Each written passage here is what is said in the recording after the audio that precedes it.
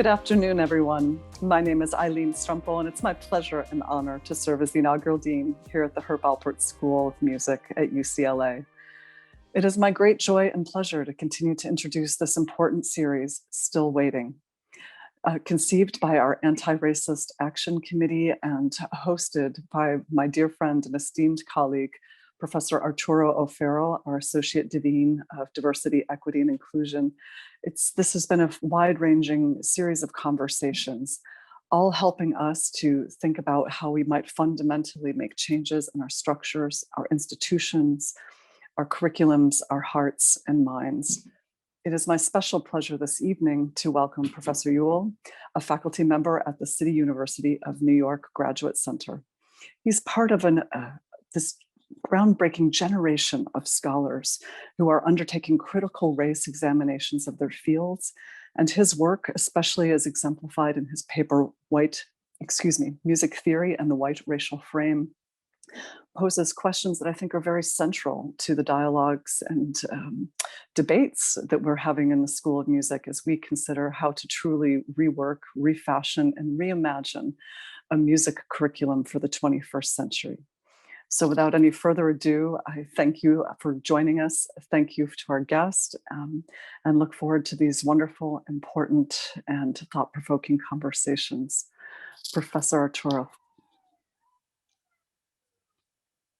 Thank you, Dean Strempel. I'm going to introduce our guest by saying that the words scandal and music theory are not normally associated in the same sentence.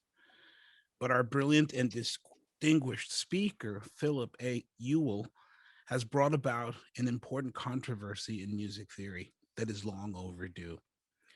The fire he lit when he presented a paper at the Society for Music Theory in Columbus has brought about lawsuits and heated rhetoric. In his presentation, he postulated that music in higher education is taught through a racist framework. He especially pointed at Heinrich Schenker as a proponent of racist ideology. I would quote a little thing from the New York Times, an article that said, obscure musicology journal sparks battle over race and free speech. And I quote, this controversy raises intertwined questions. What is the role of universities in policing intellectual debate? Academic duels can be metaphorically bloody affairs. Marxists slash and parry with monetarists. Postmodernists trade punches with modernists. Tenure and traditionally shield sharp-tongued academics from censure. Not only is he an associate professor and director of graduate studies at Hunter College, he's also on the faculty of the CUNY Grad Center. He has received the Graduate Center Excellence in Mentoring, the Presidential Award for Excellence in Creative Work.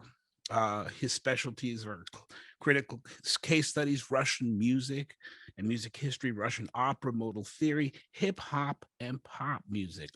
And he's also an internationally renowned cellist, performing both classical repertoire and contemporary repertoire on his 5-string electric cello. Please help me to welcome the esteemed Philip A. Ewell. Thank you, Arturo and Eileen, for those prefatory words. That is so very, very welcoming. And I'm so happy to be with everybody virtually at UCLA for this talk tonight. So my talk is a little bit long, so I'm going to jump right in. What I've done is I made recently a recording of this talk. I had some problems with hackers, so this is kind of a little bit of a safety mechanism, because if something happens to me with this share screen, I can then kick it over to Luis at UCLA, and he can share his screen and the same recording. So what I'm going to do now, though, is jump right in and share my screen so we can then listen to this recorded talk, and I will be here, and then we'll have, I'll see you on the other end for what I know will be a vibrant Q&A. So here I'm going to share my screen. Give me a second to get going here. I think it will be here. Oops. I need to stop share because I did not click the proper audio. I know that I need to do the audio to make a good sound. There I go. And now I'm sharing, and this is my talk on Vimeo here, and I need to maximize. And I think everything is set. So I hope that this all works and that I am going to be okay with this. And I'm going to press play, and I hope you enjoy this talk. 4 quick points before I get going with this talk today. I do have a bibliography at my website. You can see how to get there on the slide. So it's actually quite long, and it's got more than just what you'll see on the slides today. I encourage you to go there. Number 2, please no unauthorized recordings of today's talk. Number 3, I've timed my talk at about 55 minutes, so you can plan for that. And 4, I'd like to just say I'm going to ask you to sit with a little discomfort today in something of a content warning, because if you're telling the story of assimilationism in American music studies, and you're not sitting with a little discomfort, well, you're probably not telling a very full picture, but I have no doubt that you'll be able to rise to the challenge. So here is my talk. I hope you enjoy it. Thanks so much for being here. I begin with an epigraph. This is from ESPN sports journalist Howie Bryant and his recent book, Full Dissidence, Notes from an Uneven Playing Field. He says, there is quite plainly a war against Black people in this country. We will be tolerated if we do not speak, do not challenge, and appear grateful for everything we have. Grateful that our lives are not worse. Our successes are treated as opportunities given and not earned. We do not have the right to address injustices or imbalances, regardless of their historical and statistical obviousness. And when we do, the campaigns to smother, discredit, and ignore our perspectives are immediate and unrelenting. And here's my talk.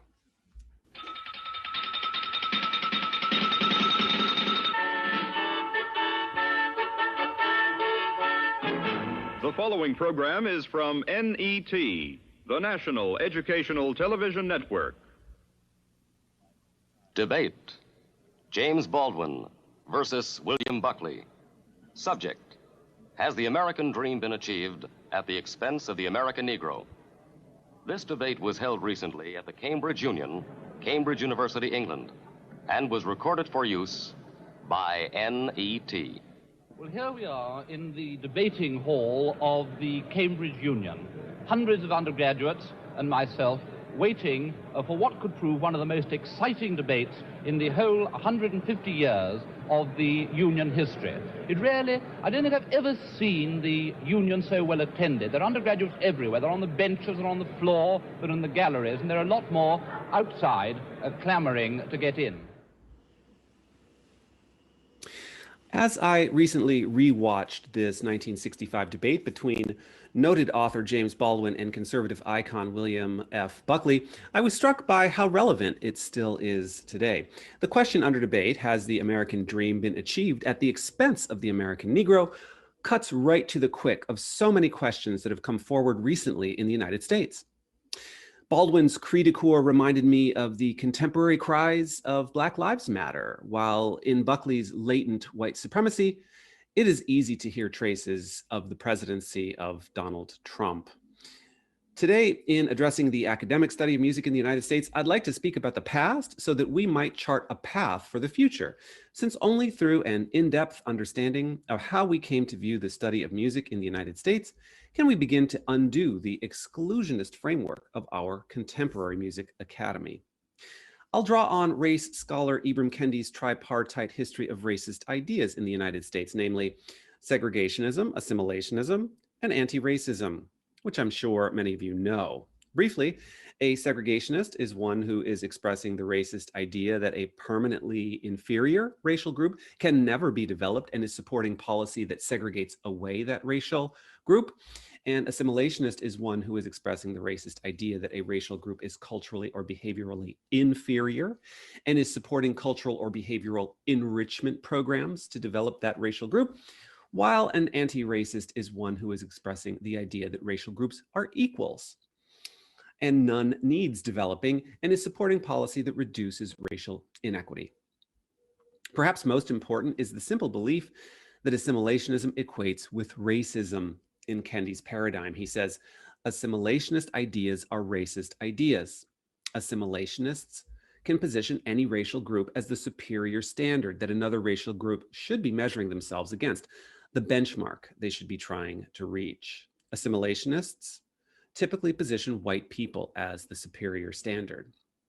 Similarly, as I've written elsewhere, assimilationist ideas are also sexist ideas if assimilationists position cisgender men as a superior sex, which has certainly been the case in the academic study of music in the United States. It should therefore go without saying that of the three, only anti-racism is acceptable. I have to speak as one of the people who've been most attacked by what we must now here call the Western or the European system of reality. What white people in the world, because the doctrine of white supremacy, I hate to say it here, comes from Europe. That's how it got to America. Beneath then, whatever one's reaction to this proposition is, has to be the question of whether or not civilizations can be considered as such equal, or whether one civilization has the right to overtake and subjugate and in fact to destroy another. Now what happens when that happens? Leaving aside all the physical facts which one can quote, leaving aside rape or murder, leaving aside the bloody catalog of oppression, which we are in one way too familiar with already, what this does to the subjugated, the most private, the most serious thing this does to the subjugated, is to destroy his sense of reality. It destroys, for example, his father's authority over him. His father can no longer tell him anything because the past has disappeared, and his father has no power in the world. This means, in the case of an American Negro, born in that glittering republic, and in the moment you are born, since you don't know any better, every stick and stone and every face is white, and since you have not yet seen a mirror, you suppose that you are too. It comes as a great shock around the age of 5 or 6 or 7 to discover that the flag to which you have pledged allegiance, along with everybody else, has not pledged allegiance to you. It comes as a great shock to discover that Gary Cooper killing off the Indians when you were rooting for Gary Cooper, that the Indians were you. It comes as a great shock to discover that the country, which is your birthplace, and to which you owe your life and your identity, has not in its whole system of reality evolved any place for you. What we are not facing is the results of what we've done. What one begs the American people to do for all our sakes is simply to accept our history.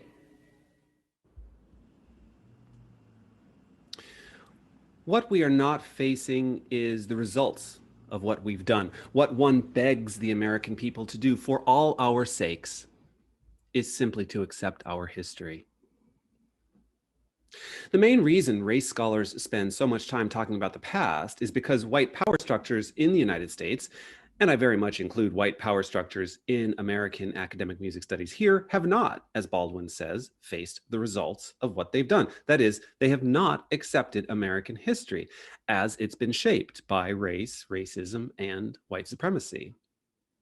When Baldwin speaks of whether a civilization has the right to overtake, subjugate, and destroy another civilization, quite a bold statement to make in England in 1965 when it still held colonial territories, he is clearly articulating the anti-racist belief that all civilizations, and indeed all races, are in fact equals in all their apparent differences, that there's nothing right or wrong with any one race. Baldwin's unflagging anti-racism is impressive, since so many blacks in 1965 firmly believed in the racist tenets of assimilationism. My favorite example of this is my father, John Ewell, who already wore tweed coats in his teens, wore wire-rimmed glasses long before he needed them, and drove Mercedes he really couldn't afford. In assimilationist fashion, John scoffed at Blacks who were unwilling to assimilate, who wore clothing he considered unorthodox, who rapped over beats he did not consider to be music, or who spoke English he considered non-standard. In fairness to my dad, assimilationism was almost all that was available to mid-20th century Blacks if they wanted to advance their lot in life. John graduated Morehouse College in 1948 with Martin Luther King, and it need be said that assimilationism dominated among all Black students at prestigious HBCUs like Morehouse in mid-20th century America. After all, W.E.B. Du Bois, who died in 1963, famously loved the music of Wagner and traveled to Germany to study in Berlin and hear Wagner's music at the Bayreuth Festival Theater. My dad's assimilationist coup de grace was marrying my mother, Viola Lavik, an immigrant from Norway who lived through the Nazi occupation of her country during World War II in her hometown of Bergen, and who arrived in the United States on a boat just a couple miles from where I speak to you now at Ellis Island in 1959. My mom, who became a green card holder through marriage to my dad in California in late 1960, 7 years before Loving v. Virginia legalized interracial marriage across the country, never became a US citizen, but remained a Norwegian passport holder until her death in 2010. Now, I loved both my folks, and I'm equally proud of my African-American and Norwegian heritage.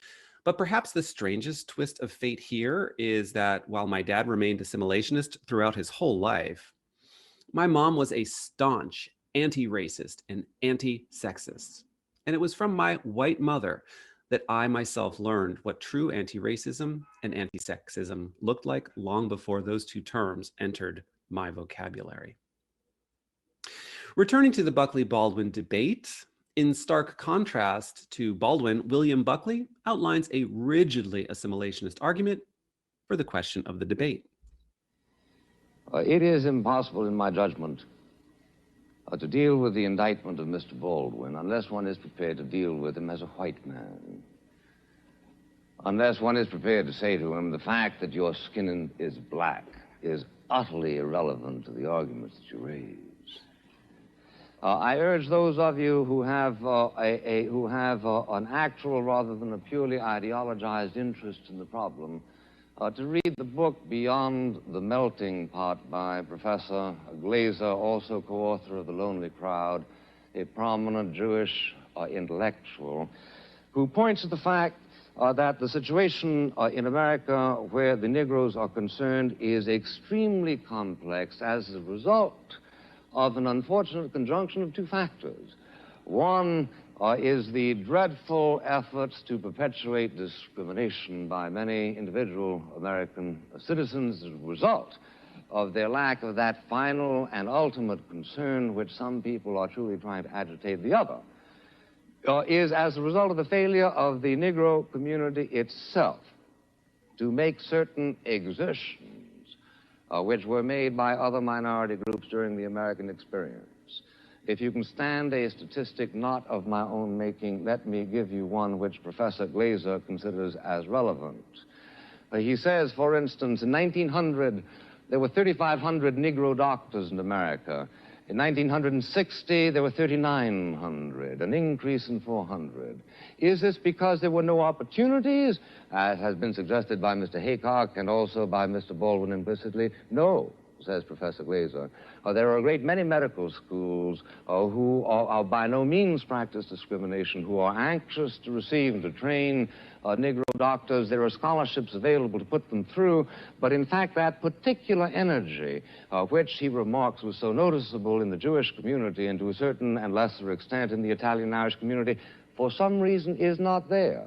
We should focus on the necessity to animate this particular energy, but he comes to the conclusion, which strikes me as plausible, that the people who can best do it, who can do it most effectively, are Negroes themselves. Let me conclude.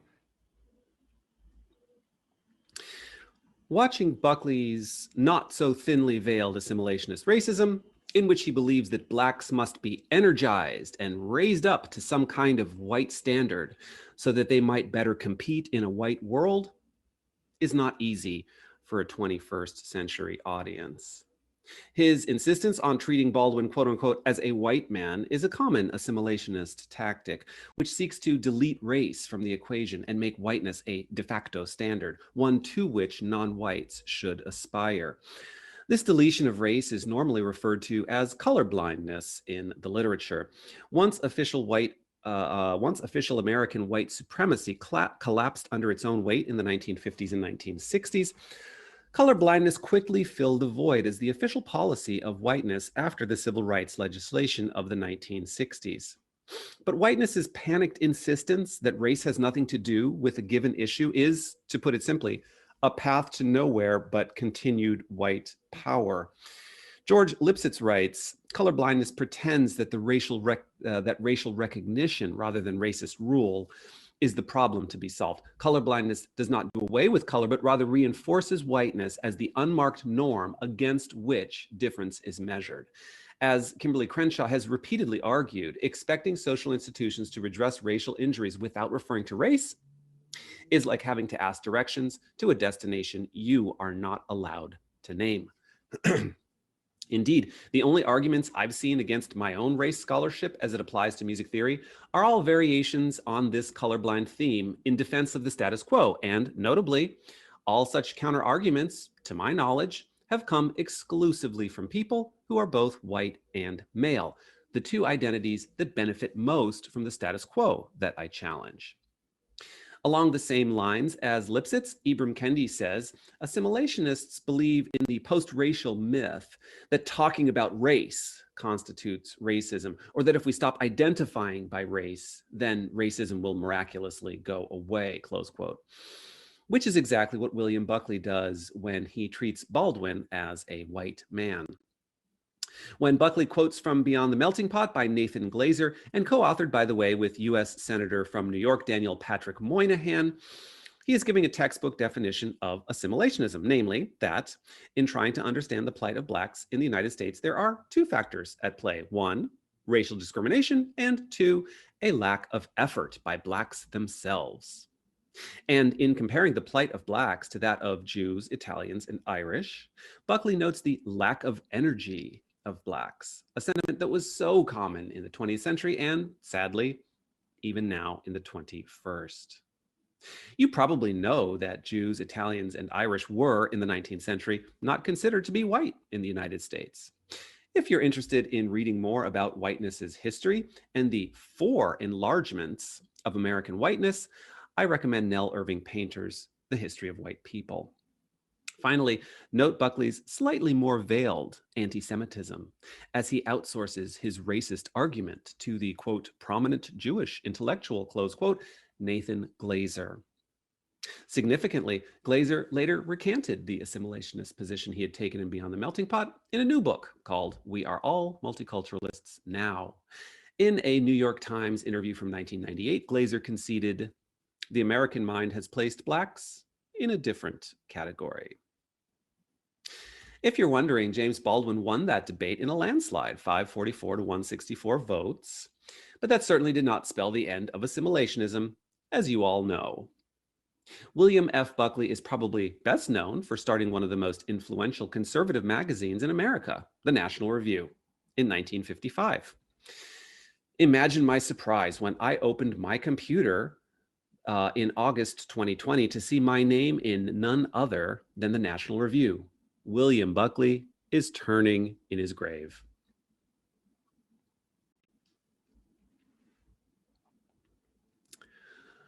Now, to be clear, I'm perfectly okay to have Buckley turn in his grave by having my race scholarship appear in the National Review. But I should mention here the controversy that involved this scholarship, which I'm certain many of you have heard about. More important, I wish to relate this controversy to my topic today, namely the assimilationist racism and sexism that account for how we got to where we are in the academic study of music today, where non-white and non-male voices are marginalized. It began with a talk entitled Music Theory's White Racial Frame that I gave in November 2019. I borrowed the concept of the white racial frame from Texas A&M Distinguished Professor of Sociology, Joe Fagan, whose book by the same title is now in its 3rd edition.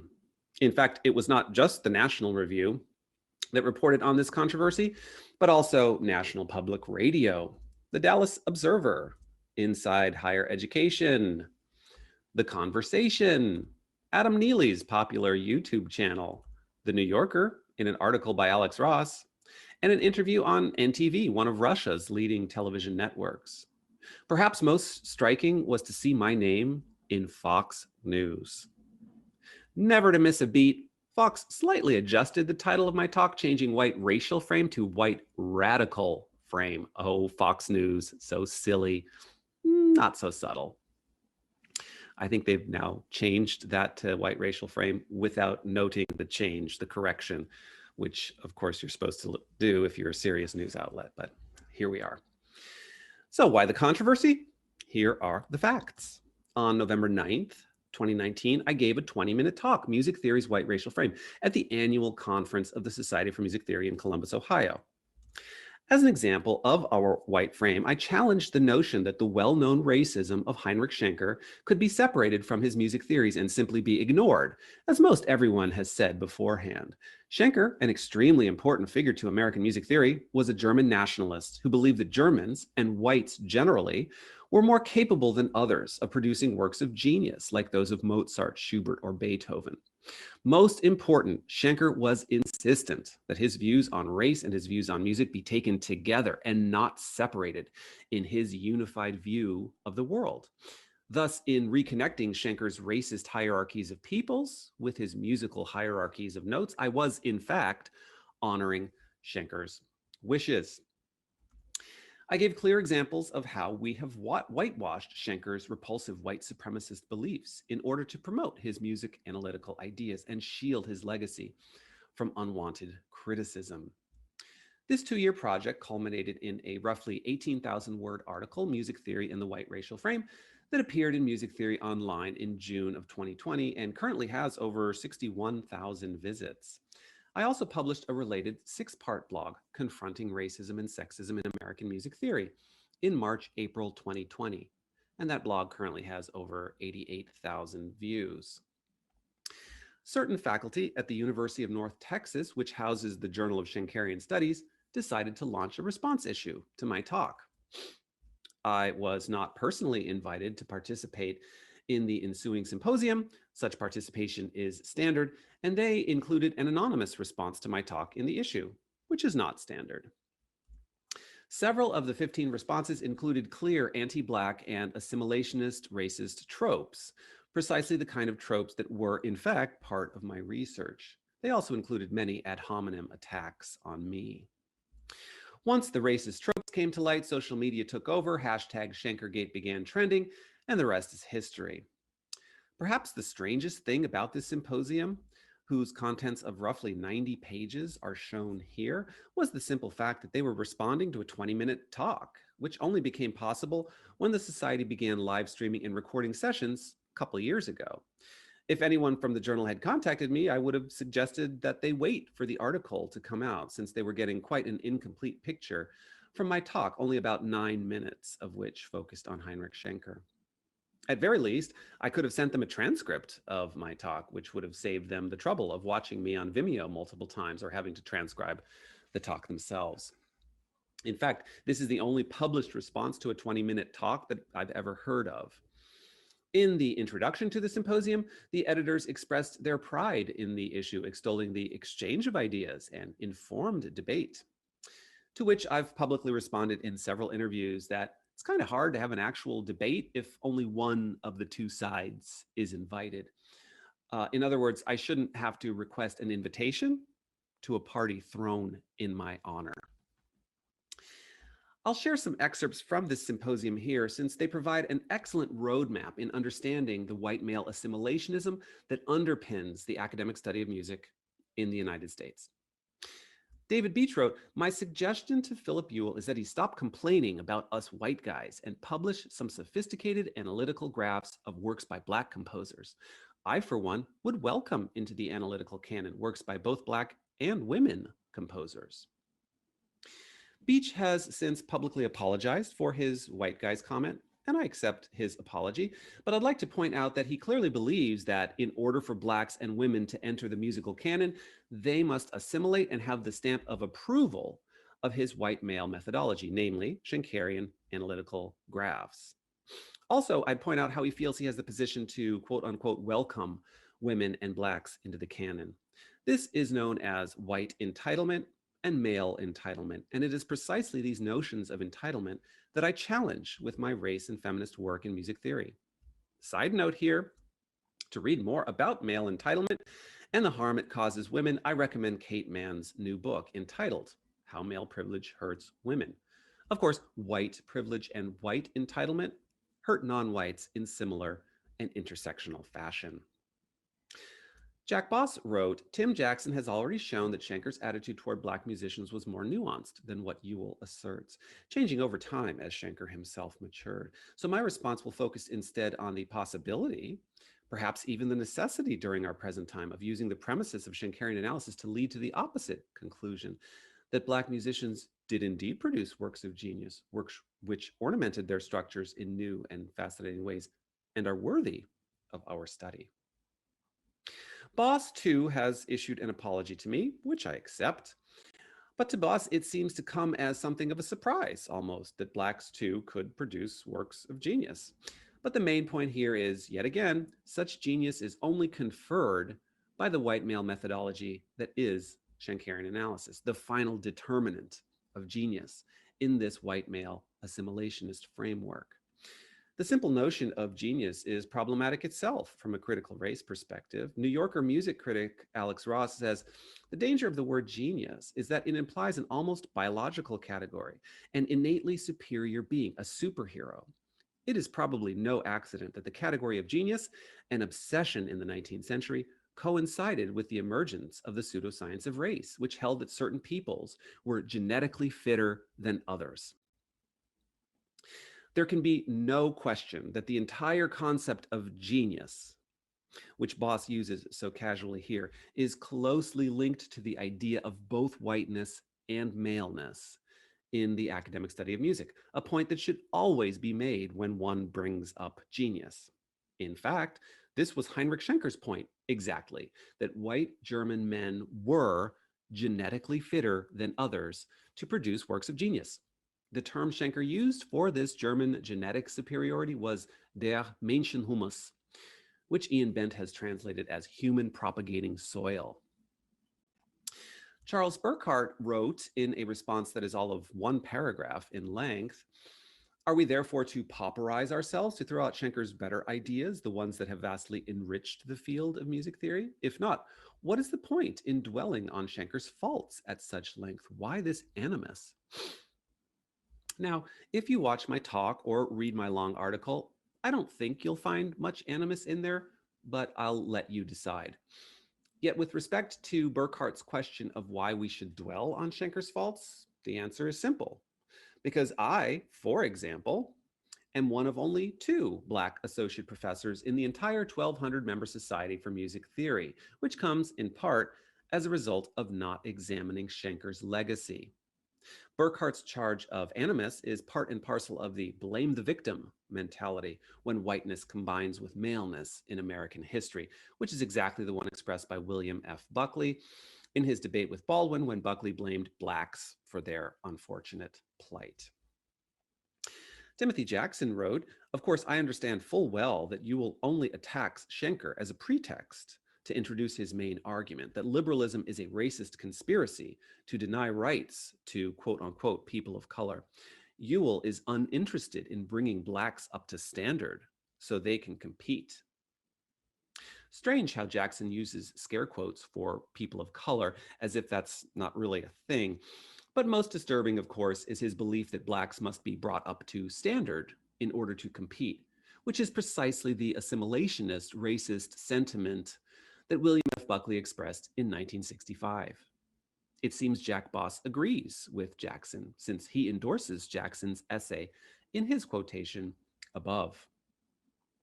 In another comment, Jackson says, as for Black composers, they have had to overcome unbelievable prejudice and hardships, yet there have been many talented and technically competent Black composers in the past 100 years. We can certainly listen to their music with pleasure, even if they are not supreme geniuses on the level of the very greatest classical composers. One of the cruelest things in Ewell's agenda is his concomitant dismissal of the works of Black classical composers as irrelevant. They are the people who suffer the most from ideologues. That is racism. I'll let this quotation stand without any further direct commentary from me. I'll let the listener draw their own conclusions. I'll simply say here that at this point, after hearing from these 4 response authors, I imagine that William F. Buckley is smiling from ear to ear in his grave.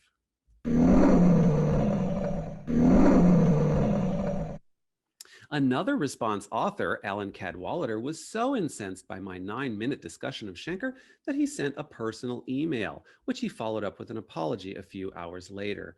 In his apology, which I accept, Cadwallader wrote, "My apologies, it's been a tough time." He was apologizing for this email, which he sent some 8 hours prior. "First, let me say what an idiot I think you are. You obviously can't do theory and analysis, so you make a career out of putting blacks against whites." He clearly means pitting blacks against whites. I would put a little seek in square brackets there, but I digress. "Your only hope of making a name is to right some injustice. Your ilk is, if you can't do, then find some social injustice to talk about. Let's meet in the forum of your choice. Pick your piece and let's have an analysis symposium. Talk to me about counterpoint, harmony, and linear analysis. You are inept at all of these." Signed, Alan Cadwallader. Talk about animus. While Cadwallader's invective is certainly unseemly, my larger point lies in his firm belief that only through the imprimatur of his white male analytical methods, through counterpoint, harmony, and linear analysis, can music be worthy of our consideration in the first place. I'd also point out his lack of a salutation to me in either email, that is, his inability to say my name. The response to this whole affair in support of me and in condemnation of the journal's symposium and its main authors was overwhelming. I heard from hundreds of people from all over the globe who wrote such notes of support. Officially, Yale University, my alma mater, wrote that they reject and condemn the racist and personal attacks on Professor Ewell. Notably, Yale's statement pointed out how there were no people of color and only one woman among the respondents, and how the symposium only proved the point I made in my article that music theory's white racial frame seeks to maintain the status quo generally and shield Schenker from unwanted criticism specifically. The Society for Music Theory condemned the, quote, anti-black statements and ad hominem attacks on Philip Ewell, close quote. The University of Toronto adopted similar language and added, quote, "We acknowledge that North American music theory urgently needs to reckon with its racist, anti-black, white supremacist roots in order to evolve and grow," close quote. The Music Theory Society of New York State made a similar statement, and an open letter on anti-racist action, ultimately signed by more than 900 people, was drafted and addressed to the Society for Music Theory. The real irony here is that, unwittingly, this journal issue and its most aggressive authors have done more to harm Schenker and his legacy than anything I have or anything I intended. To the contrary, I've expressed my hope that Schenkerian analysis survives in the 21st century. If they had asked or waited for my article to come out, they would have learned this simple fact. Here's how I put it toward the end of that article. I have offered many challenges to our music theory community, but I do so only in the spirit of scholarly inquisition and betterment for the field. If music theory is to survive in the 21st century, as I hope it does, we have much soul searching to do with respect to race. If Schenkerian theory is to survive in the 21st century, as I hope it does, we must confront the uncomfortable realities, not just of Schenker himself, but more important, of the legacy of how we have engaged with his ideas and what that means with respect to race in American music theory. Thus, contrary to what social media trolls or right-wing news outlets have strained to say about my work, I've never suggested that we should cancel Schenker or, for that matter, cancel Beethoven or stop playing and teaching music of the Western canon. I most certainly do, however, suggest that we challenge the many ways in which white male structures have excluded non-white and non-male voices from the conversation.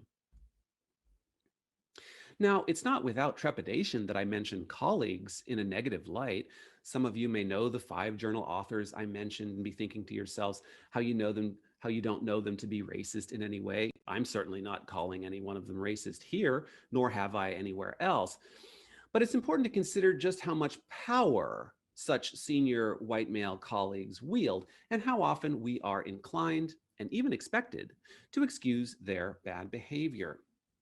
Kate Mann calls this inclination himpathy, which is the inappropriate and disproportionate sympathy powerful men often enjoy in cases of sexual assault, intimate partner violence, homicide, and other misogynistic behavior.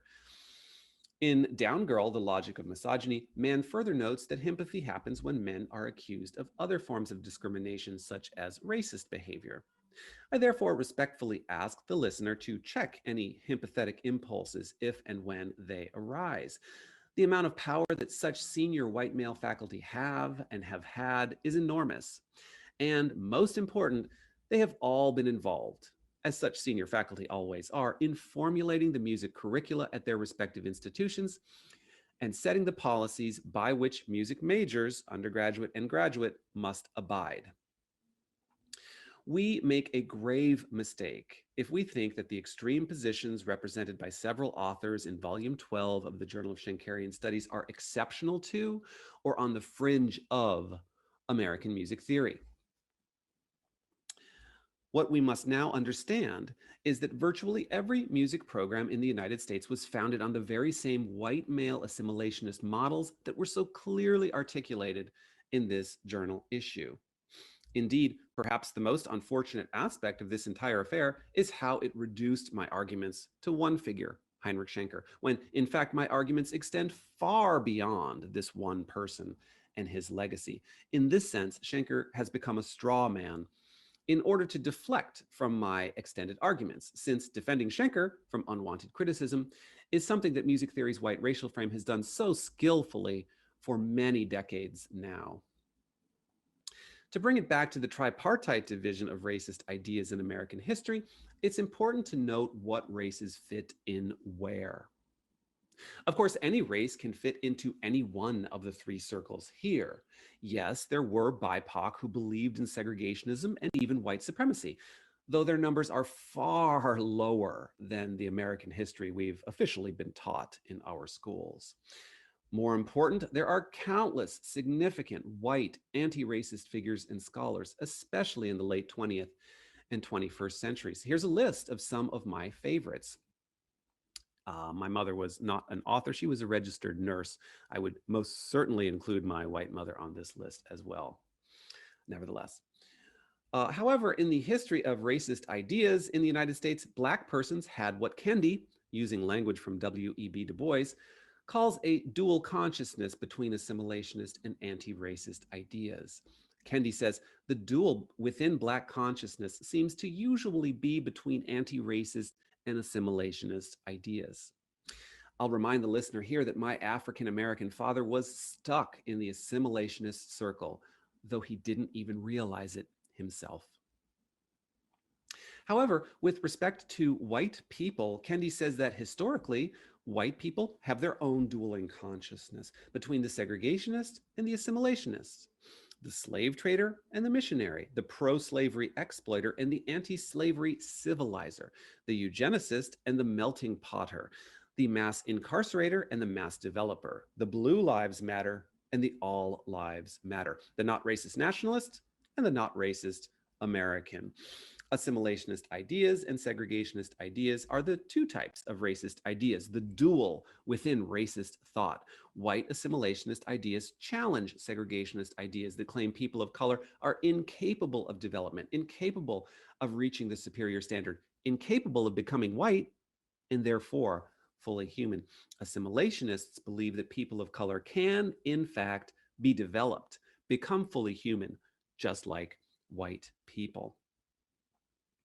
The historical duel of racist ideas in America that was so common among white people in our history has yet to be fully understood in the United States. The African people brought to America in chains, or the indigenous people who were already here when Europeans began arriving in significant numbers in the 16th and 17th centuries, were not incapable of being civilized, nor were they capable of rising to the level of whites. The simple fact is that there was never anything wrong with Africans or Native Americans to begin with. The mythology that there was is perhaps the most durable and heart-wrenching legacy of racism that remains for all of us to unravel in the United States. Indeed, certain authors in the Journal of Schenkerion Studies Symposium proved that this particular mythology of racial inferiority is still very much alive and well in American music studies. I can now present my history of how we teach academic music in the United States. The academic study of music in the United States started here with segregationism in the late 19th century. When Jim Crow racism became untenable in the mid-20th century, it migrated here to assimilationism, and here it remains in 2021. Though we can see racial disparities, we have not yet begun to grapple with the assimilationist racist history of how we have taught music in our conservatories and schools of music in the United States. We cannot understand what anti-racism in academic music will look like in the future until we understand what racism in academic music looked like in the past. Before I turn to where we go next, I must re-emphasize that the true anti-racist work to be done lies in unearthing past racist activities in the field. If someone asks me, what can we do to make things better now, today? My first answer is always research the past in depth and come to a better understanding of how our musical institutions were created in order to benefit white cisgender men while disadvantaging all others. This research is demanding and can be exhausting, but this is where the best solutions actually reside. And the change that this work can affect will be rewarding and emancipating for everyone. So, where to next? There are many new initiatives that try to include people outside of classical music's historic whiteness and maleness, but many sources still need to be written. One reason that there are no music theory textbooks, for example, that have truly decentered the Western canon is that we have only recently begun to understand just how deeply embedded that canon is in whiteness and maleness, and how closely whiteness and maleness are tied to power, both in the United States and in the American Music Academy. Critical race theory, which started at Harvard Law School in the 1980s, often asks the simple question, what would the law look like if BIPOC had written it? This would be a great question for us music educators to ask as well. Clearly, music education would look quite different from what it looks like currently across the country. So here are some tips to think about as we teach and play music this academic year. Number one, never whitewash the horribleness of anyone whose music you're looking at, and do your research to know the biography of the artist in question. I'm often asked about how we should deal with the beautiful artistry of what are sometimes called in the literature monstrous men, or as I like to call them, men.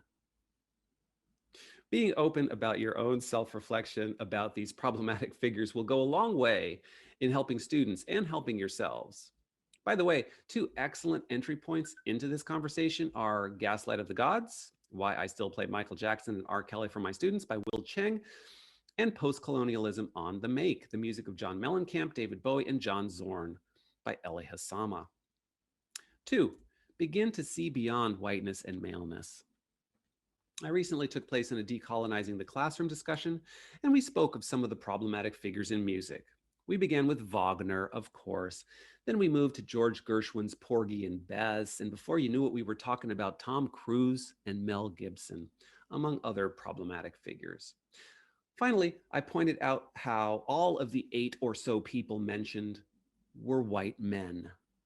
Defaulting to white men is something we do so naturally in the United States. We never even question it, and we must begin to question it in a most fundamental way.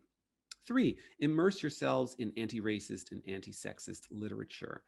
Doing this work has advantages you might not think about right away, like opening up important classroom conversations about a path forward. 4, begin the discussion of pitch, rhythm, meter, and scale with non-white approaches from, say, Asia, Africa, or the Middle East. This helps to debunk the white-framed mythology that musical civilization and musical whiteness began solely with the ideas of ancient Greeks, which they obviously did not. 5, when introducing Western music theory, do so from the angle of composers who would not have identified as both white and male. There were obviously many such composers throughout Western history, and scholars are now working with them. Garrett Schumann, in his Apex Contemporary Performance, work often with BIPOC and women composers in the Western classical tradition, going back to Black Renaissance composer Vicente Lusitano. The Institute for Composer Diversity is probably the largest repository of works by marginalized composers. Mark Hannaford, Michel Duguay, and Toro Momi put together a great bibliography, Engaged Music Theory, which, quote, encourages music scholars to engage directly with issues of cultural politics, close quote. Project Spectrum is another useful resource in decentering music's whiteness and maleness. Finally, the Composers of Color Research Project and Music by Black Composers also highlight this rich repertoire that has until now been so very underrepresented. I'll remind the listener now that all of these sources are on that bibliography I mentioned at the beginning of the talk today. Finally, contextualize Western pieces with other pieces. One of the best presentations on bowed string instruments I've ever seen was given by New York violinist Sky Steele in November of 2018, which you can also find now on YouTube. He contextualized these instruments going back some 2,000 years and showed how such string instruments started in Asia and Africa and then migrated both west and north to Europe. He had examples of the physical instruments themselves from many countries of the globe, and he played tunes on these instruments, sometimes with a percussionist, to give examples of the music. Then, about 3/4 of the way through the presentation, he played a gavotte from one of the 3 partitas for solo violin by Johann Sebastian Bach. It was a perfect way to show that Bach, who also wrote significant bowed string instrument music in human history, was one of many of our planet's notable composers. I think that this type of contextualization is probably the best way to introduce Western art forms to our students.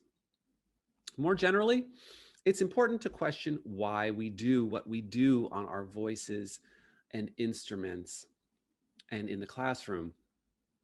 I draw a parallel to race here by using Kate Mann's distinction between sexism and misogyny. She writes, misogyny should be understood primarily as the law enforcement branch of a patriarchal order, which has the overall function of policing and enforcing its governing norms and expectations, while sexism should be understood primarily as the justificatory branch of a patriarchal order, which consists in ideology that has the overall function of rationalizing and justifying patriarchal social relations. My parallel to race is sexism is like racism, patriarchy is like white supremacy, while misogyny is like anti-Blackness, a concept race scholars often cite in the United States. So what things do we do in music that historically were meant to police and enforce both whiteness and maleness? 2 of my favorite examples are 1, German language requirements, usually in graduate school, and 2, the study of figured bass, shown here for the non-musicians listening in a bass line with Arabic numerals underneath, a common shorthand for writing keyboard or lute accompaniment in the Renaissance and Baroque eras. Of course, it should be obvious to everyone that one does not need to know German in order to do music theory. Along the same lines, knowledge of figured bass, though helpful if one wishes to learn 18th century European keyboard practice, is also quite unnecessary.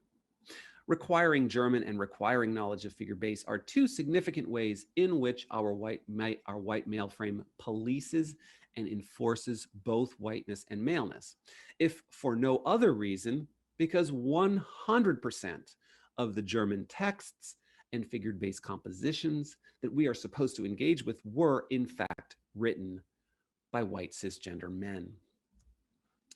The gold standard for policing and enforcing whiteness and maleness in academic music in the United States is the so-called blind peer review process at major journals and conferences. Setting aside the ableist language for the moment, it could be better called anonymous peer review, for example.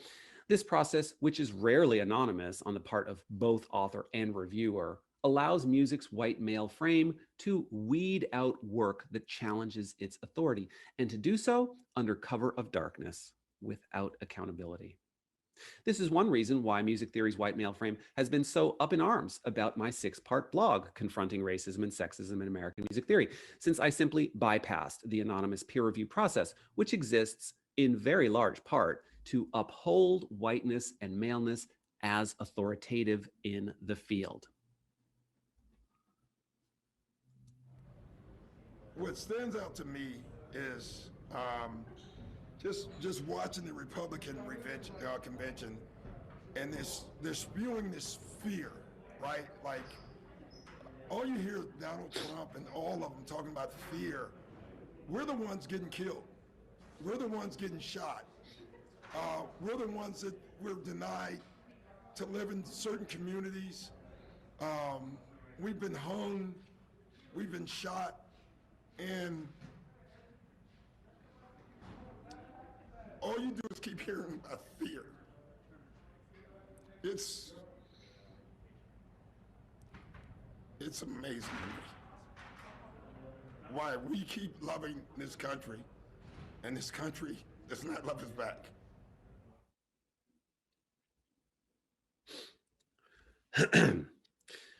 It's amazing to me why we keep loving this country, and this country does not love us back. Doc Rivers, holding back tears, gave this emotional statement on August 26, 2020. In 1965, James Baldwin said the same thing, quote, "It comes as a great shock to discover that the flag to which you've pledged allegiance has not pledged allegiance to you," unquote. On the one hand, we've come so very far in the United States with respect to racial equality in the last 56 years, yet on the other, we've come nowhere at all. While the reaction to my race and feminist scholarship as it applies to music study has been overwhelmingly positive, I also receive mean-spirited commentary. Sometimes it's harmless, like this unsolicited Facebook direct message in which the author says, "I actually read about your opinion on European music in an Austrian newspaper. I've never read such nonsense before in my life. You're obviously completely incompetent. Please stay with your opinion in the USA. An entire continent is laughing at you." Signed, Konstantin Staus-Rausch. My only reaction to this is, hang on, you mean to tell me that they're actually writing about my work in Austrian mass media? That's awesome.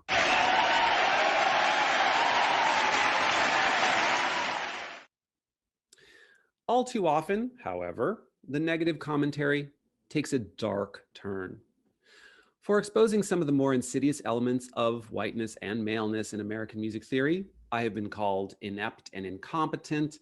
I have been called a racist, an idiot, a charlatan, a moron, a communist, a nitwit, an anti-Semite, a bigot, and yes, I have been called a nigger. Sometimes such vile commentary appears anonymously, sometimes it does not. And sometimes, astonishingly, such commentary appears in a purportedly peer-reviewed academic music journal. Also extremely significant, all such nasty commentary, as far as I can discern, is exclusively from people who are both white and male. I've been called all of these horrible things by white men, and I've been threatened by them as well, simply because I, a Black African-American man, have had the temerity to stare music theory's structural and institutional whiteness and maleness in the face and challenge its authority publicly and explicitly. And because I then have had the common sense to suggest that we do something about it.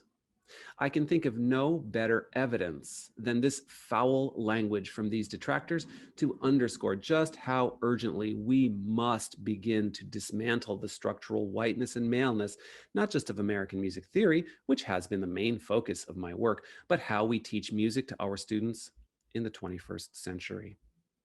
I have 3 simple words for such detractors. Enough is enough. I am undeterred and unafraid as I press my case for structural and institutional change in the academic study of music in the United States. Discussions about race are hard, but there's no good reason to not have those discussions. More to the point, discussions about how whiteness and maleness have worked in tandem to create musical policies that benefit themselves while disadvantaging non-whiteness and non-maleness are even harder. Yet we need them now more than ever. To end in a more positive light, I'd like to highlight just how many notes of support and solidarity I've received over the past year or so. Hundreds upon hundreds upon hundreds from all over the planet. I'm most touched by comments from students, like this Puerto Rican male doctoral music student who studies here in the United States who wrote, "As a composer of color, I have experienced quite a brutal amount of racism in classical music. At first, that didn't permeate my academic thinking or work until I read your music theory in the white racial frame. It opened my eyes and gave words to so many things and experiences I held inside as just my fault, or the typical, that's how the system works." Or this comment from a white American doctoral female music student who wrote, I just wanted to write you a quick note to say I've been reading your weekly posts with great enthusiasm. You're bringing up issues that are really important to so many younger scholars like myself. And I'm grateful that you're taking the spotlight on this, even though I can only imagine that's not easy. It is for students like these that I do this work, students who have been marginalized or shut out of the academic study of music because of its exclusionist nature. Students who now express to me that maybe, just maybe, there is a place for them in our American Music Academy. But where does this leave white men? Here's a note to me from a young white male scholar, along with my response. He wrote, I just wanted to say I appreciate all the thought and research you've put into your work on dismantling white supremacy in music theory and history. I am an aspiring ethnomusicologist, and the deeper I get into this field, the more I am smacked on my head with my own personal biases I have developed in my learning of culture and music. Your work has helped me, a white male, understand my privilege in this society a bit better. And hopefully I can use this privilege to step aside and let others have the chance to stand center stage. In my response, I, of course, thanked this young scholar for his kind words, and then I added, with respect to stepping aside, don't go too far off the stage. One of the crucial aspects of my work is underscoring just how important it is for white men to be part of the restructuring of music studies in the States. Sure, be mindful of privilege and listen respectfully, but when you have something to say, say it and be heard. We're all in this together, after all. Indeed, we are all in this together. A simple point I cannot stress enough. White men are a crucial part of the structural realignment now going on in music studies, not just in the United States, but in many places where white male structures have dominated. Based on the hundreds of such comments I've received from young scholars, Black, white, and all other races, I now have great hope that the future of the academic study of music in the United States will become much more inclusive sooner rather than later. Strike while the iron's hot, I like to say. Well, the iron has never been hotter. The future, never brighter. Thank you.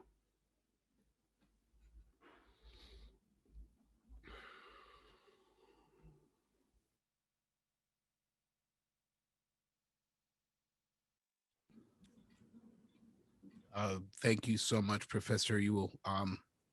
You've challenged all of us, and certainly at UCLA and at institutions that you have served at, and have ignited a fire with some very thought-provoking. And yes, thank you for making us feel uncomfortable.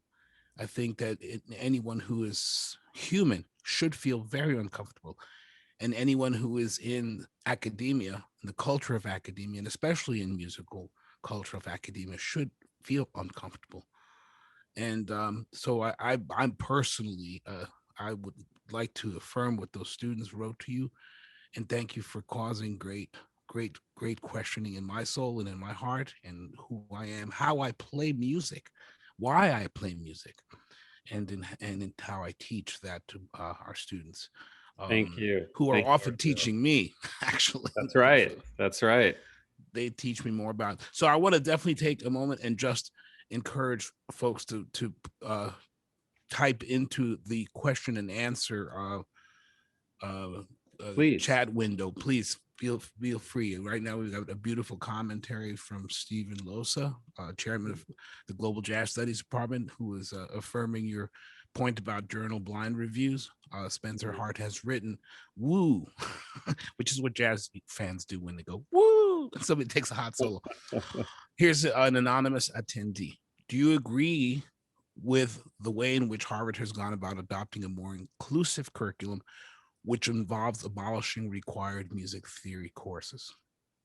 Yeah, the short answer is yes. I haven't spoken with, I know Alex Reading and Susie Clark were very key to Harvard's restructuring of their music major, although I haven't spoken to them individually about what they did. And this is maybe 4 years ago, so it's been a little while, but they haven't completely abolished music theory. They've simply made different tracks for people. And I think that that's a great solution. So there are people who may want to do, I hesitate to use the word traditional because that's a loaded term in and of itself, but music, a music major as it was in the 20th century, let's just say, that option is available to the pianist who's played since they were 6, to people who are perhaps going to audition for a symphony orchestra. That option is there, and that's one of the tracks. And then they have other tracks. They have a track that's far more focused on contemporary music, beat making, studio music, and stuff like that. I think that might be one that has little or no music theory in the track. It's been a while since I've looked at Harvard's curriculum, but I think it's a great idea to open up different pathways to get undergraduate degrees in music. Furthermore, in the United States, we have our neoliberal academy, which, as you all know, is simply the corporatization of higher ed. Bottom line, money, more adjuncts, fewer tenured and tenure track faculty, which is generally not a good thing. It's not a healthy system. But every now and then, there are some good things that come out of it. And one of them is the idea of bringing in students to a department. Because more bodies, more students means more money. And neoliberal administrators love that. So everybody in music schools should be happy if instead of, say, 100 undergraduate music majors, I'm sure at UCLA you have quite a few more than 100 since it's a much larger school, but at Hunter we have 150, I think, undergraduate music majors. Hey, how about having 300? Who doesn't want more students, which would then warrant the discussion of more facilities, more money, more funding, more faculty, more staff? I think that would be a welcome thing for anybody. What's strange is the people who have power in the academic study of music at the very top, who are almost by default, certainly historically by default, these are white cisgender men, still often do dig in their heels to try to maintain a status quo that is frankly unsustainable. So I think it's a wonderful solution, though, what Harvard did, and I support that. Thank you for that. Yeah. I have a question here. Thank you so much for your wonderful talk, Professor Ewell. How can students keep, and I love this question, how can students keep their institutions accountable for upholding the white racial frame in music studies? And conversely, how can institutions best keep their students accountable and be genuine in their actions moving forward? Well, the second part first, I don't think institutions need to keep their students accountable because the students are leading on these issues. They already know. You don't need to tell the students about social justice because they're the ones that we should be looking to. They're just so much better than the faculty and administrators at all institutions in this country. So I don't think the institutions need to be looking to the students for much of anything. In terms of students trying to affect changes that they would like to see, I think it's really important to find your allies, band together, form coalitions, and then make requests for change. Try not to make it demands, try to make these requests. I just referenced the idea of the neoliberal academy in my last answer. And again, I repeat, 4 times out of 5, I think it's a bad idea. I wish that education were just more funded from all levels of government better in the United States. We don't do a good job. But I'm going to now mention another positive aspect of our neoliberal academy. When students band together and submit a document with signatures on it, and they submit it to administrators, the administrators have to answer. They can't blow you off. I've lived in the Russian Federation for 7 years of my life. I'm a Russian speaker. My wife and son are both dual citizens, Russian and American. I'm just a good old American citizen, right? And I'm here to say that in all 11 time zones of the Russian Federation, the idea of students banding together, writing a document to request changes is just like a science fiction movie. That's just crazy. That would never do anything except possibly get the students punished, and in a worst case scenario, thrown out of the institution. So there's no accountability. It's a top down, think Vladimir Putin, vertical power structure, and that's it. If you don't like it, you're welcome to not study in those institutions. Well, in the United States, in our neoliberal academy, if they tell us that students are in fact consumers or customers, all right, well, the customer's always right. So here is a list of our requests, Mr. Provost, Ms. Dean of Arts and Sciences, wherever you're going to submit it. And we would like a prompt response to these very reasonable requests. Just as a final point, I will say that at one of the California state schools, I got an email some months ago now, a few months ago, from a master's student. And I'll just end with this anecdote because it actually shows how students banding together can make change. He was entering this past fall at one of the Cal State institutions, I won't mention which one, as a master's jazz saxophone player. And they had their placement diagnostic tests. And what do you think they were? Can you realize a figured bass? Do you know when Bach was born? The history, it was pure, Western classical harmony. Can you, avoid writing parallel fifths between the tenor and alto? The one question that they had on that a diagnostic test that was not white male framed was about the jazz standard Take the A Train. And the faculty who were giving that, they misidentified the composer. They said Duke Ellington, who made it famous, but it was of course Billy Strayhorn. And so the student wrote a letter of protest. He's like, I'm not even going to take this test, and here's why. And it escalated, but he banded together with many other students, the other jazz master's students. Long story short, they eliminated the diagnostic tests, number one. They eliminated placement exams for master's students because they were already accepted. If you think they're deficient, don't accept them into the program, right? Yeah. And number 3, they committed to form 2 new master's level classes for those master's jazz students that were specific to jazz, right? No, you don't have to take a remedial Western music history class because you didn't know Glérion's dodecachordon or who Johannes Tinctoris was, right? Because that's not going to help you get your gig and pay, and it's not going to help the school, right? It's not going to help you become a better jazz player. And you don't be gaslit. Don't allow faculty to gaslight you into telling you that you need to know figured bass in order to get your jazz percussion gig. No, you don't. I'm here to tell you, I know figured bass better than almost anyone because I'm a cellist who's played a ton of continua with Baroque groups. And I'm a card-carrying music theorist with lots of really good music theory bona fides. And I'm happy to tell you that, no, you don't need to know figured bass if you are not conducting Purcell's Dido and Aeneas from the keyboard. Then you will. And by golly, if you want to conduct Dido and Aeneas from the keyboard, you are welcome to do it, and you should have a place to do it in the academy, and you should have the option of learning figured bass, because then you'll need to know it. But do not tell me that a jazz percussionist needs to know figured bass. Thank you for that. That's a really nuanced answer to a very, very, very difficult problem that we see every day at UCL. And I also want to commend our students, because they are the drivers of change and discussion, and within the different disciplines and the different skill sets that you need to be in that disciplines. I want to take a minute and thank our students for teaching us so much about how to affect change. As an instrumentalist, how would one go about having their own hashtag music theory so white push in their respective fields? Do we start these conversations at conferences, online, etc.? How should one balance wanting to get hired for a professorship, being adamantly anti-racist, and not being labeled as the angry BIPOC musician? That's a good one. So I'm presuming that that questioner might be a graduate student wanting to get a job as a professor. No need to go back and clarify that. That's okay. It's a difficult question, but a couple of thoughts.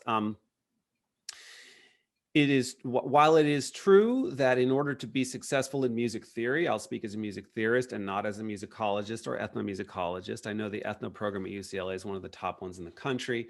Actually, all programs at UCLA are excellent. Although you're not known so much as a music theory school, I know that. Although I'm sure there's plenty of music theory going on at a very high level. While it is true that one has to still uphold whiteness and maleness in order to advance, because the people who have power want you to, and they're not ready to acknowledge that historically our academic fields and the academic study of music in the United States is deeply rooted in white supremacy and patriarchy. They're still unwilling, the top power structure, not all, but I don't want to say most, even a very significant percentage of people who have power in academic study of music are unwilling to acknowledge what's actually happening and what has happened historically with respect to white supremacy and patriarchy in the academic study of music in the United States. So with that in mind, it is true that one has to still uphold whiteness and maleness in order to advance. It's very difficult to do pure, straight anti-racist work and be successful unless you have tenure like I do. I could not have done this work without tenure. Let me be very clear.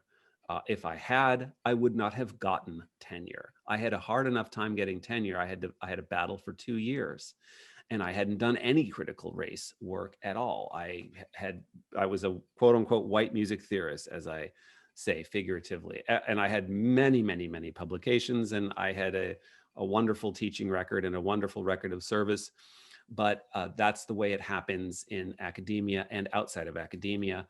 The farther you get away from white cis manness, the more difficult it is to be successful in areas and spaces that are based on white cis manness.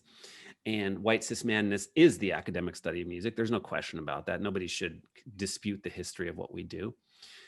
Now I'm going to try to give you a little bit of an opposite viewpoint.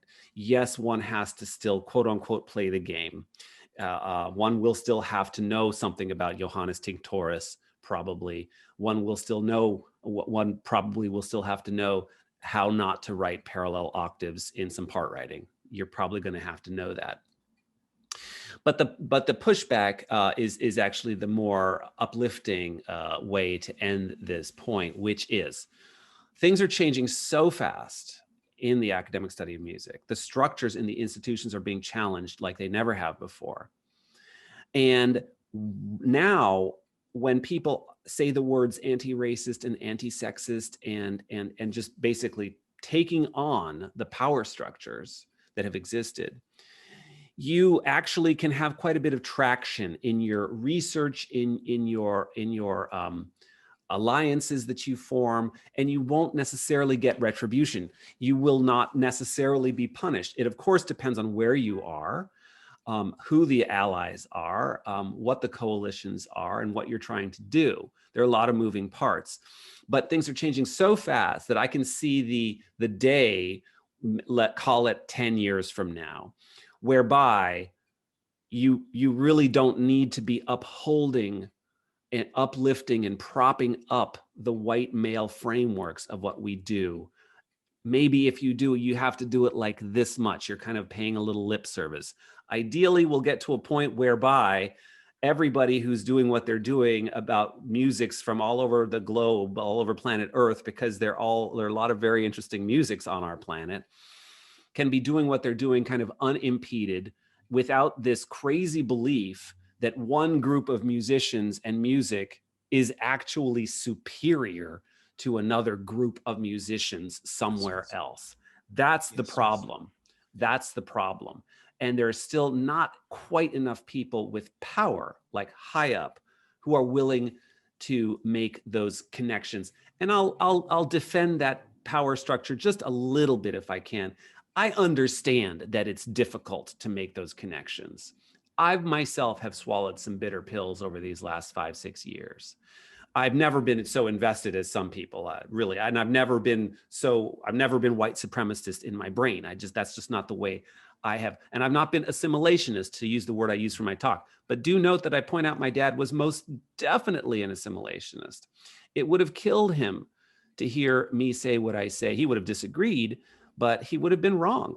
He actually did believe in the superiority of whiteness. He simply wouldn't have said it like that. He would have said it like whiteness would have wanted him to say, which is, it has nothing to do with race. It has nothing to do with gender. It's just greatness. It's just exceptionalism, blah, blah, blah. We all know what that is, right? So we don't need to go down that path. Thank you for that question. It's a really good one. Yeah. And conversely, should structures of power and tenure protect racist trends or thoughts in? I mean, that's a real difficult question. Where do universities live on the mitigation scale, and how much do we look at that? That's a great one, because so much has happened right now. With having lived through the last 4 years of our country, we're now at a place where people are ossified in beliefs. Polarized, of course, is the word that's usually used, but polarized without even realizing it often, right? So how that manifests itself in the academy, in academia, I mean, most listeners, I think, know this already, that the story goes that institutions of higher learning tend to be a little more liberal, and sometimes that liberalness gets too much, so much so that there's this quote unquote cancel culture and trying to shut down legitimate debate. And then you get lots of conservative voices who try to exacerbate those problems. They find the fissures, and it's their whole raison d'etre to try to find fissures and divide, which is exactly what Donald Trump was. I mean, that was his whole shtick, was find the divisions, exploit them, and make people fight with each other while I rise up in power. I mean, it's an old playbook. It worked well for Donald Trump, right? But there are a couple of things to bear in mind. Number one, the liberal academy that is so described by conservatives actually doesn't really exist. It's a mythology. Like somebody says, "Oh, I don't allow dissent in my classroom." Well, that's crazy. I don't know of any professor who doesn't welcome dissent in the classroom, so long as it's respectful and collegial. Trump supporters are welcome in my classroom. Conservative voices are welcome in my classroom. People understand that that's not where I am, but that's fine. It's perfectly fine for people to have other values or beliefs from mine. The problem that occurs is that when you're dealing with some voices on the right, they are actually they're not coming from an honest place. They're trying to say that things are happening that aren't happening. And the university's role, well, I think universities are really reeling. The administrators, they don't quite know where to come down. They want to invite conservative speakers to give them a voice, but then what is that voice going to say? It's okay to have a conservative voice and to voice your beliefs, but when the voice crosses over into David Duke territory, Richard Spencer territory. White people are supreme. They're superior, right? When does the debate over somebody's humanity become okay? I don't think that's okay. I am personally uninterested in debating my own humanity, whether I'm a person on the same level as a white person because I'm not white. I'm not going to debate that. It's not open for debate. It's they're wrong and I'm right, and that's that. No, I'm not interested in debating somebody who says men are rank higher than women, which is a verbatim quote of Heinrich Schenker, by the way. And many other people say, oh, but yeah, but he died in 1935. Well, that's something Donald Trump could have said, frankly. I'm not interested in debating that. They're wrong and I'm right. There is no better or worse or higher or lower. My viewpoint is anti-racist. My viewpoint is anti-sexist. But the idea of the debate is a difficult one because I don't want to, squelch debate and say we can't have a debate. But it's at the same time, I don't want to legitimize debating whether white supremacy is legitimate or okay. It's not. It's just not. That's something that should not have to be debated, right? I don't want to debate whether anti-Semitism is okay in certain forms or here. No, it's never okay. I don't want to debate whether Islamophobia is okay or xenophobia or ableism. No, I'm sorry. It's not okay. They're not okay, and I'm not going to legitimize the other side for that debate. And that's frankly what a lot of people who love the divide and conquer strategy, frankly, want to do. They want to try to get in there to legitimize. And here's the thing, and this is the end of this point. Why do they want to try to get in there to have those debates and both sides the issue? That's the term that's used these days. Power. That's why. Of course. Power. And the people who have power, the most of it right now, are in fact white cisgender men. And they realize that the power and prestige is slipping away. And that's true. I won't argue that point. And one way to maintain the power and prestige is to find as many battles out there that you can find and to just have other people fight against each other while they themselves can kind of maintain as much power as they can. But these things are changing quite radically, quite quickly, and I couldn't be happier, frankly. That was a great question. Thank you. Yeah, no, it's interesting because there are absolute realities. There are absolutes that can't be bartered. Excuse the fire engine in Brooklyn. There are absolute realities that, and one of the first ones is to respect every human being on earth with the same respect you'd expect. I know that sounds like the golden rule, but there's so many good questions, and I wish we could get to all of them. And most of them are also about thanking you for being such a light, such a person of regal nobility in a frightening moment in history. You really speak to a lot of us, and you speak for a lot of us. And one really quick question, because I'd love to get your answer on this one. It's about how do you thank you, Dr. Rule. How do you remain so calm through such strong criticism? I'm a first-gen person of color who wants to teach this type of framework, but often fear the strong reactions that my students, peers, and faculty might have. Now that's speaking to fear, and I'd love to learn your secret of how you retain such composure. Well, thank you. I like to think, sometimes in a Q&A I can get a little animated, but I think that's okay. And I do like to think that I remain calm. Actually with that, I have gotten threats and lots of nasty stuff. And, there's things that get written in conservative news outlets, and even the New York Times piece that you referenced in the introduction, Arturo, was a both sidesing piece. That particular, of course, journalist Michael Powell, he's a both sideser, that I'm very glad I turned down his interview request, because again, I'm not interested in debating what you want to debate. I'm speaking for racial and social justice and gender justice, and you're trying to uphold white supremacy without saying so. And that's just kind of insidious. So no, thank you. But in terms of keeping calm, look, I'm a 55-year-old Black guy, so that's kind of, you have to keep calm if you want to try to just make it to the next day.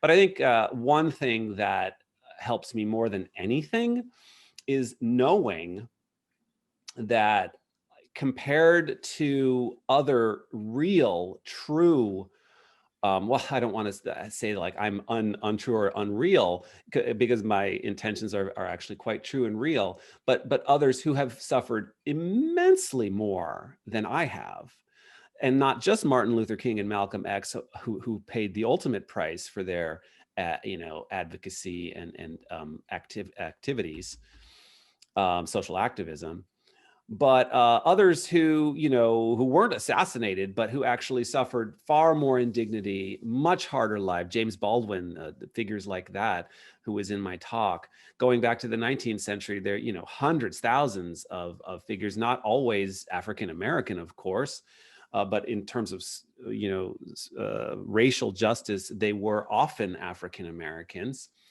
And looking back at these legacies, it actually makes it a lot easier for me to say, well, look, if, I'm just a cellist who's a tenured professor in New York City at a great school, I mean, why not stick my neck out a little bit if I can help the field, if I can actually make a change and help. It's the students that I ended the talk with that really kind of have given me the most inspiration and the most drive, because I'm like, the power structure up top, they can be really angry and mean sometimes. And that's where you have to just be calm and say, no, thank you, uninterested, whatever. Right. But when you look at the students, and I mean, I've talked to students as young as high school students who've reached out to me, and I consider it an honor to talk with them about these issues, because they're just starting out. And I want to say, hey, academic music can be saved. It can be a very invigorating thing. And I want to do what I can to make it that, and just basically to make it more welcoming and more inclusive, because it has been extremely exclusivist in its history, the academic study of music. And by breaking down some of those barriers, and I'll be very clear, to dismantle the whiteness and the maleness of what we're doing, that's my goal. And of course, people, conservative voices hear that and they think he wants to throw away Beethoven. He wants to toss away, Haydn. Nope, never said it. Haydn's still going to be there. I don't hear it in your words. Yeah, he's going to be there at the other end of the tunnel. It's just that he's going to have to share, the table with other people. And that top, the white cisgender male top, they're not used to sharing, and that's why it can be kind of ugly sometimes. Thank you for that question, though. I'm glad to hear that I come across basically as calm, because I think I am. Well, thank you for leading us and holding all of us accountable for a very, very important stance that you stick your neck out for, and we're here to support you and to help you hold up that beautiful truth that you're telling. Thank you Thank you so much, Professor. Thanks for having me, everybody. Beautiful privilege. We are going to thank you, and I'm going to say that we're having another one of these beautiful talks, still waiting, on March 18th. Simon Wood is coming to talk to us about American orchestras, acknowledging racism and working for a change. Thank you all who attended. Thank you, Dean Strempel, and all the beautiful people that are here at UCLA trying to make change in our school, in our university, in our community. This is Arturo Farrell. I'm just signing off. Take care, everybody. Thank you for coming. Thank you so much for having me. Good night. Thanks. Bye-bye.